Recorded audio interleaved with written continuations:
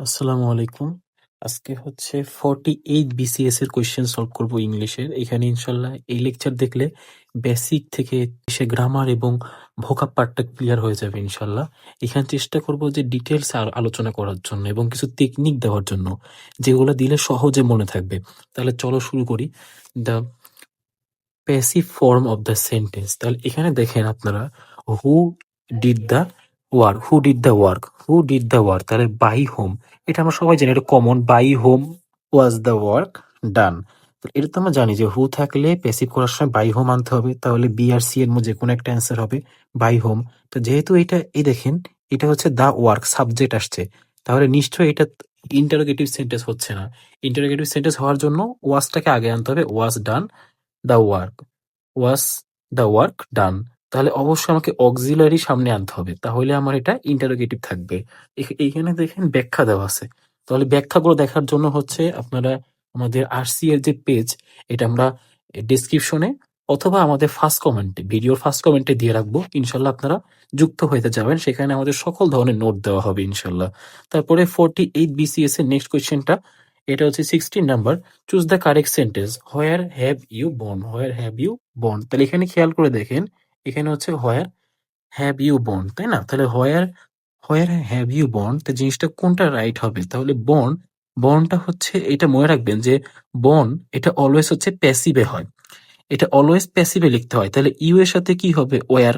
তাহলে where were you born, তাহলে born এটা কিন্তু অলওয়েজ প্যাসিভে হয়। তাহলে জন্ম হয় হচ্ছে প্যাসিভে, আর জন্ম হয় প্যাসিভে, মৃত্যু হয় কি অ্যাক্টিভে, এটা মনে রাখবেন যে অলওয়েজ হচ্ছে বর্ন সাবজেক্টটা থাকলে কি হবে? প্যাসিভে হবে। এরপরে দেখেন এখানে ব্যাখ্যা লেখা আছে, আবারও বলছি যে আমাদের ফেসবুক পেজ থেকে অবশ্যই নোটগুলা কালেক্ট করে নেবেন। 48 বিসিএস এর নেক্সট কোয়েশ্চেনটা দেখেন, হি অ্যাজ ওয়েল অ্যাজ। আমরা জানি অ্যাজ ওয়েল অ্যাজ থাকলে কি হয়? অ্যাজ ওয়েল অ্যাজ থাকলে হচ্ছে শুরুর যে সাবজেক্টটা সেটা অনুসারে ভার্ব হয়। তাহলে শুরুর সাবজেক্ট হচ্ছে হি, তাহলে হি এর পরে আর হওয়া সম্ভব না, হি এর পরে হচ্ছে ইজ হওয়া সম্ভব। তাহলে এখানে কি হবে? ইজ স্পেন্ডিং হবে, কারণ কি এটা কন্টিনিউয়াস সেন্টেন্স। তাহলে এখানে উইল হবে না, ক্যান হবে না, এখানে হবে ইজ। তারপরে এটা সহজ ছিল। এর পরেরটা হচ্ছে choose the correct sentence, he resembles like his father. মনে রাখবেন কিছু ওয়ার্ড থাকে, cause, happen, issue, belong, die, এদের কোনো প্যাসিভ ভয়েস নাই। কিছু ভার্ব থাকে এদের কোনো প্যাসিভ ভয়েস হয় না। তারপরে কিছু ভার্ব থাকে যাদের পরে কি কোনো প্রিপোজিশন হয় না। তাহলে cause, happen, issue, belong, die. Cause, happen, happen, happen, issue, belong, die, issue, belong, die. একটু মনে রাখিয়েন, বিলং, ডাই, এদের কোনো প্যাসিভ ভয়েস নাই। Cause, happen, issue, belong, die, এদের কোনো প্যাসিভ ভয়েস নাই।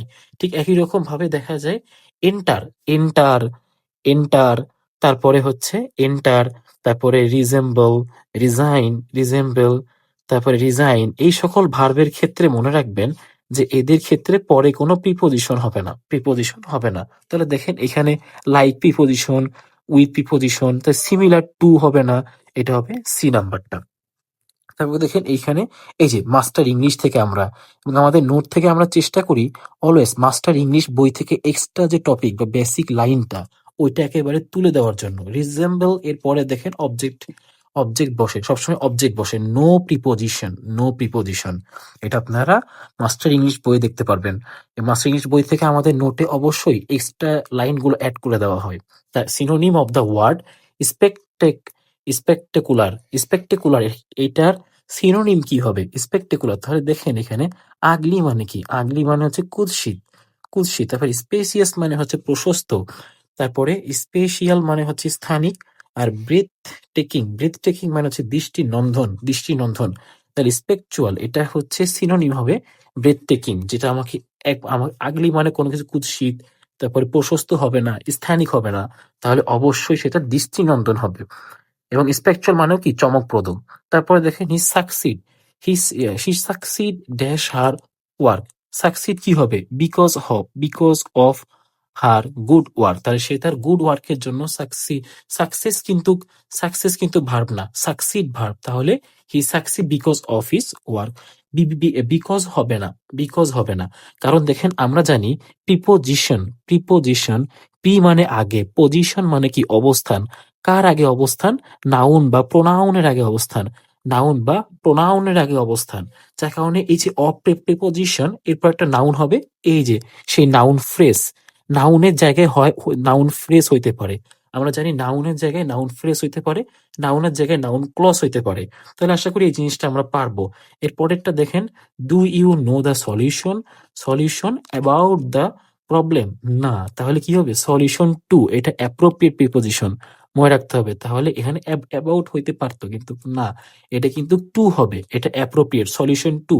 Solution to, what does the idiom take someone to task, এই যে টেক সামওয়ান, কাউকে টাস্কে নিয়ে আসো, টাস্কে বা কাউকে হচ্ছে কাজের মধ্যে নিয়ে আসা, কাউকে কাজের মধ্যে নিয়ে আসা, তাই না? তাহলে কাউকে তুমি টাস্কে নিয়ে আসতে চাও বা কাকে তুমি লাইনে আনতে চাও, এখন তোমার অফিসের বস বা আপনার অফিসের বস আপনাকে বলল যে ওই লোকটাকে একটুখানি টাস্কে নিয়ে আসো বা লাইনে নিয়ে আসো, তখন আপনি যে তাকে কি করবেন, বক বক কিছু শোনাবেন, বক বক শোনাবেন বারবার, তাহলে রি বক বক বা রি বকে, রি বকে, ঠিক আছে, টু রিবক সামওয়ান, বা হচ্ছে তাকে একটু বক বক করলে আপনি আবার টাস্কের মধ্যে নিয়ে আসতে পারবেন। তাহলে আশা করি এই টেকনিক দিয়ে এটা মনে রাখতে পারবো। এরপরে what type of the sentence do or die, do or die মনে রাখবেন, এই যে অ্যান্ড, অর, এগুলো কি কনজাংশন, কনজাংশন থাকলে সেটা কি হবে, সেটা হচ্ছে কম্পাউন্ড, কম্পাউন্ড টাইপ সেন্টেন্স। তারপরে দেখেন, তারপরে হচ্ছে এরপর 48 হচ্ছে নেক্সট কোয়েশ্চেন, কোনটা অশুদ্ধ বানান, তাই না? দেখেন নিউমোনিয়া, তারপর ডিসফেজিয়া, ডিসফেজিয়া, তারপরে হচ্ছে গেইটিস, তারপরে গেট্রাইটিস, তারপর হচ্ছে ডায়রিয়া, ডায়ার হইয়া, তাই না, ডায়ার হইয়া, এটা হচ্ছে ডায়ার হইয়া, ডায়ার হইয়া, তাহলে এটা ঠিক আছে, আমরা জানি। আমরা বলছিলাম যে স্পেলিং হচ্ছে আমরা ওয়ার্ড ভেঙে ভেঙে শিখবো, তাহলে মনে থাকবে ভালো। তাহলে এটা কি হইতে পারে, এটা দেখেন, এই যে গ্রেটাইটিসের বানানটা ঠিক নাই, গট ট্রাইসিস, তাহলে টি হবে আরেকটা, তাহলে এইটা আমার ঠিক নাই, ঠিক আছে। তারপরে দেখেন এই যে গ্রটাইটিস বানানটা ভুল, এটা কি হবে, কারেক্ট স্পেলিং হচ্ছে গ্যাস্ট্রাইটিস, গটাইটিস না, এটা হচ্ছে গ্যাস্ট্রাইটিস হবে, ঠিক আছে। তারপরে দেখেন এখানে এই যে গেইট মানে কি জানেন, গেইট মানে হচ্ছে আমাদের অন্ত্র, আমাদের অন্ত্র আছে না, অন্ত্র, তাহলে গেটাইটিস হয় না, এটা গ্যাস্ট্রাইটিস হইতো, আর গেইট মানে হচ্ছে অন্ত্র, তাহলে এখানে ডাবল টি দিলে তখন হচ্ছে সেটা অন্ত্রকে নির্দেশ করতো, সেই হিসেবে গেইট বলছিলাম। তারপরে দেখেন this books dash me, this books এটা কি আমার, আমার মালিকানাধীন, তাহলে দিস বুকস হচ্ছে বিলং কি হবে বলেন তো, বিলং, বিলং টু হবে কেন, আমরা কিছুক্ষণ আগে দেখলাম cause, happen, issue belong die, cause happen issue, issue belong die, এদের কোনো প্যাসিভ ভয়েস নাই, cause happen issue belong die, এদের কোনো প্যাসিভ ভয়েস নাই, তাহলে এটা আর বিলং হবে না, কখনো এটা প্যাসিভ হবে না। তাহলে আমরা জানি যেহেতু বুকস আছে, তাহলে এটা এস হবে না, এস হবে না, তাহলে অ্যান্সার কি হবে, বি নাম্বারটা হবে। এর পরেরটা দেখেন, choose the correct spelling, correct spelling কোনটা, রিপিটেশন, রিপিটেশন, রিপিটেশন এটা হবে রিপিট, আগে রিপিট লিখে নিব আমরা, রিপিট, তারপরে শোন, ইটি শোন, তারপরে হচ্ছে ইটি শোন, স্পেলিং এমনি করে শিখবেন, ওয়ার্ডটাকে ভেঙে ভেঙে, রিপিট, তারপরে আইটি শোন। এরপরে I love reading books and dash football, তাহলে I love reading books and dash football, তাহলে আমি হচ্ছে বই পড়তে ভালোবাসি এবং ফুটবল খেলতে, প্লেইং ফুটবল। মনে রাখবেন অ্যান্ড, অ্যান্ড শুধু অ্যান্ড না, যত ধরনের কনজাংশন আছে, অর, অ্যান্ড, বাট, ওদের আগের ভাবটা যে ফর্মে থাকে, আগের ভাবটা যে ফর্মে কাজ করতেছে, এর পরের ভাবটা সেম ফর্মে থাকবে, কনজাংশনের আগে পরের দুইটা ভার্বই হচ্ছে সেম ফর্মে থাকবে, সেম ফর্মে থাকবে।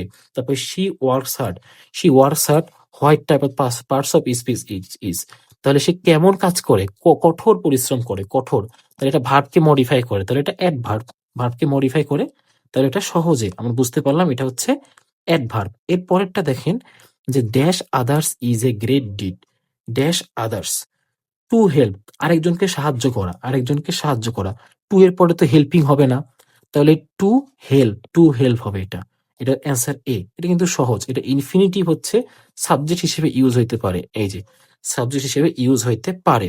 এবং মনে রাখবেন সাবজেক্ট হিসেবে যদি টু প্লাস ভি ওয়ান যদি থাকে, তাহলে সেটা ইনফিনিটিভ, আর যদি ভি ওয়ান প্লাস আইএনজি থাকে, ভি ওয়ান প্লাস আইএনজি থাকে, সেটা হচ্ছে জেরান্ড, সেটা কি, সেটা হচ্ছে জেরান্ড। এর পরেরটা দেখেন, লাস্ট কোয়েশ্চেন এটা মনে হয়, ৪ নাম্বারটাই, এটা হচ্ছে what is the meaning of the French leave, French leave মানে কি, ফ্রেঞ্চ লিভ মানে হচ্ছে লিভ উইথাউট পারমিশন, তাহলে কারো পারমিশন না নিয়ে যদি আমি ত্যাগ করি, কোন জায়গায় ত্যাগ করি, এটা হচ্ছে কি ফ্রেন্ডস লিভ। ফ্রেন্ডস লিভ তাহলে কি লিভিং অন হলিডে, না এটা হবে না, লিভিং অন হলিডে হবে না। তারপরে হচ্ছে স্পেলিং ফ্রেন্ডস, ফ্রেন্ডসটা দেখেন এটা কিন্তু স্পেলিংটা কিন্তু ফ্রেন্ডস না, এটা কিন্তু সে ফ্রান্সদের ফ্রেন্ডস কিন্তু না, এই ওয়ার্ডটা কিন্তু আমার ফ্রেসের ওয়ার্ড, এটা মিলবে না।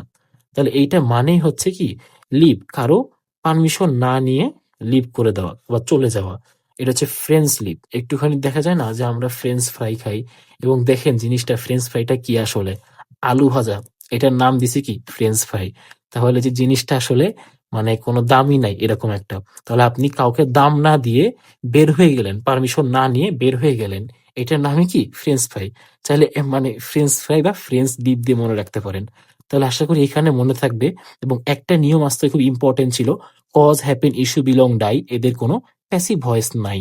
এবং আরেকটা হচ্ছে কিছু ওয়ার্ড যেমন রিজেম্বল, লাইক, লাইক, রিজেম্বল, তারপরে হচ্ছে এন্টার, এদের পরে কিন্তু দেখা যায় প্রিপোজিশন হয় না কিছু ভার্ব। তাহলে আশা করি আমাদের এই পর্যন্ত মনে থাকবে, এবং নেক্সট ইনশাল্লাহ আরো অনেক কোয়েশ্চেন দিব, এবং আমাদের নোটগুলা এবং মাস্টার ইংলিশ থেকে ব্যাখ্যা সহ নোটগুলা কালেক্ট করার জন্য ফার্স্ট কমেন্টে বা ওয়েবসাইটের আমাদের হচ্ছে ভিডিও লিংকে দেওয়া পেজে জয়েন করতে পারেন, সেখানে সকল কোয়েশ্চেন নিয়মিত আপডেট দেওয়া হয়। আসসালামু আলাইকুম।